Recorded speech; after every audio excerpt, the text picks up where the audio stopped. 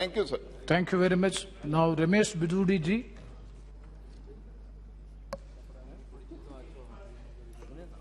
धन्यवाद sir. Please, very brief. मैं बहुत ब्रीफ बोलूंगा सर। आपने मुझे एक ऐसी माननीय प्रधानमंत्री जी की दूरदर्शिता वाले स्टेप को जो हमारे कानून मंत्री जी के द्वारा रिजिजू द्वारा उठाया गया है, उसके समर्थन में मैं बोलने के लिए खड़ा हुआ हूं। अध्यक्ष जी, New Delhi International Arbitration Centre अब वो इंडिया इंटरनेशनल आर्बिट्रेशन सेंटर के नाम से जाना जाएगा। 1952 से सरकारें चल रही हैं, 60 साल तक। मैं अमरजीत जी को सुन रहा था बड़े ध्यान से। जुडिशरी जिस प्रकार से मजबूत होनी चाहिए थी, वो मजबूत नहीं हुई। अगर जुडिशरी मजबूत होती तो हमारे देश के अंदर आज भी 2 करोड़ अदालतों में केस लंबित पड़े हुए हैं। और ये आर्बिट्रेशन के जो मामले होते हैं, ये जुडिशरी के होते हैं और दूसरे उसके होते हैं सिविल के, जो क्रिमिनल वगैरह नहीं होते हैं। इन केसों को लोगों को समाप्त करने के लिए 10-10, 15-15 साल तक अदालतों में धक्के खाना पड़ रहा है जी। आर्बिट्रेशन के माध्यम से ये केस सॉर्ट आउट हो जाए वो तो ठीक है, लेकिन आज ग्लोबलाइजेशन के तहत विश्व का केंद्र एक आज दुनिया बन रही है और इकोनॉमी के क्षेत्र में, अर्थ के क्षेत्र में, जैसे भी दोहराया भी था अमरजीत जी ने, हमारे बड़ी बड़ी कंपनियां, हमारे भी कंट्री में और भी कंट्री, उनको सिंगापुर जाना पड़ता है। उसके पीछे कारण क्या रहा कि वो इंफ्रास्ट्रक्चर जो जुडिशरी को देना चाहिए था वो नहीं मिल पाया। वो जो जगह मिलनी चाहिए थी वो लंबे समय तक नहीं दे पाई।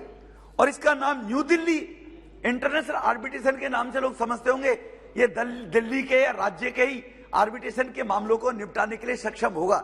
एक साइकोलॉजी भी इंटरनेशनल लेवल के लोगों पर इसका फर्क पड़ता होगा सर। हमारे देश में लेजिस्लेशन, जुडिशरी और एग्जीक्यूशन, ये 3 संस्थाओं के द्वारा लोकतंत्र की संचालना होती है।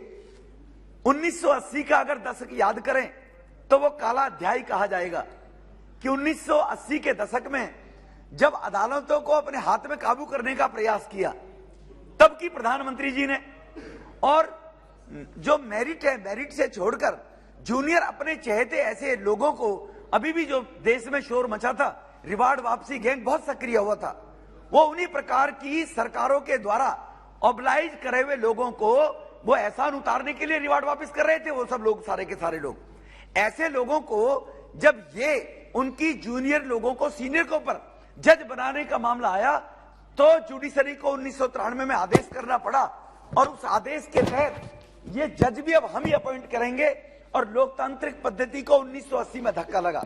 आज मैं झारखंड, छत्तीसगढ़, बिहार ऐसे राज्यों की अगर बात करूं, वहां पर जजों के पास उनके कानून जो मुकदमे लड़ रहे हैं, उन मुकदमों को निपटाने के लिए, चाहे हम बात करें उनकी जो उनका स्टाफ है, चाहे बात करें इंफ्रास्ट्रक्चर की, वो पूरे के पूरे नहीं।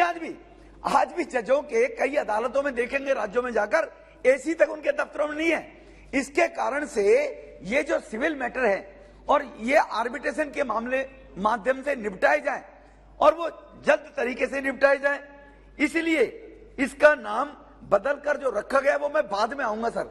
लेकिन आर्बिट्रेशन क्यों लाया गया, आर्बिट्रेटर की क्यों आवश्यकता पड़ी? क्योंकि हमारी जो अदालतें हैं वो अदालतें समय पर लोगों को उनको न्याय देने में सक्षम नहीं थी। और इससे एक मैसेज चला गया कि justice delayed is justice annoyed, कि जो जस्टिस डिनाइड, कि जो जस्टिस डिले हो रहे हैं तो लोग ये समझ के बैठ जाते थे कि 10 साल 15 साल हो गए और 15 साल के भी अगर मुझे न्याय मिला तो ना के बराबर ही हो गया वो न्याय। ऐसी स्थिति देश में लंबे समय तक ये बनी रही और इसके जिम्मेवार कौन है ये भी पूरा देश जानता है। 66 वर्ष तक राज करने वाले लोग इसके जिम्मेवार है सर। जुडिशरी को किसी भी प्रकार से वो जो इंफ्रास्ट्रक्चर देने की बात हुई, तो आर्बिट्रेशन भी जब 1995-96 में बनाया गया, उससे पहले तो लगातार इतने लंबे समय तक 1940 का अंग्रेजों का बनाया आर्बिट्रेटर कानून चल रहा था देश के अंदर। नहीं सर, मुझे 5 मिनट बोलने दीजिए सर। 5 मिनट हो गया? नहीं सर, 5 मिनट में और मांग रहा हूँ आपसे सर। नहीं, तो मेरी और पार्टी के लोगों का टाइम मुझे दे दीजिए। ये पार्टी का तो इसीलिए जो मैं कह रहा था कि स्टेनोग्राफर, टाइपराइटर, इनकी व्यवस्था न होने के कारण से हम लोगों को जो वरीयता के आधार पर जिसका व्यक्ति को न्याय मिलना चाहिए उनके सिविल मैटरों के अंदर, वो नहीं मिल पा रहा था सर। इसीलिए इसका नाम बदलकर अब मैं असली पॉइंट पर आता हूं कि इसको इंडिया इंटरनेशनल नाम रखने का इसका लॉजिक क्या रहा होगा। ये मैंने जैसे दोहराना चाहता हूं, माननीय प्रधानमंत्री जी की दूरदर्शिता है कि वो इंफ्रास्ट्रक्चर इंटरनेशनल नाम से भारत में अगर बनेगा, भारत में जैसे इंडिया इंटरनेशनल कन्वेंशन सेंटर अब 24 सेक्टर द्वारका में माननीय प्रधानमंत्री जी ने बनाया, जहां भारत के 5 लाख लोगों को रोजगार मिलेगा। तो दुनिया की जो बड़ी बड़ी कंपनियां हैं जिनके डिस्प्यूट होते हैं वो सॉर्ट आउट कराने के लिए क्यों सिंगापुर जाए, क्यों लंदन जाए, और बाहर की कंपनी क्यों ना इंडिया में आए।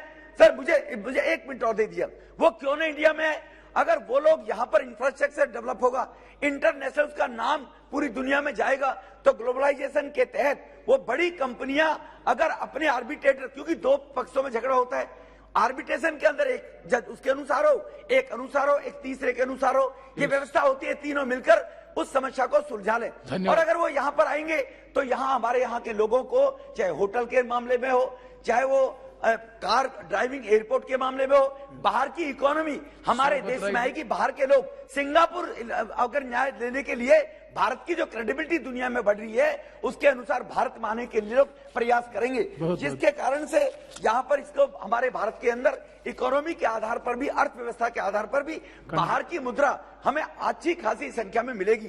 तो इसीलिए जो माननीय कानून मंत्री जी ने इस कानून को लाने की बात कही है, इसके लिए मैं एक सुझाव जरूर देना चाहूंगा कि आर्बिट्रेशन के अंदर भी जो मुकदमे चल रहे हैं, जो लंबित पड़े रहते हैं, वो टाइम बाउंड कम से कम होने चाहिए कि जब जो मुकदमे अगर अदालतों के द्वारा आर्बिट्रेशन को ट्रांसफर कर दिए गए, आर्बिट्रेशन के अंदर जो लंबे समय तक लटकते रहते हैं आर्बिट्रेटरों के माध्यम से, तो कम से कम आर्बिट्रेशन के मुकदमे वो समय सीमा में। धन्यवाद।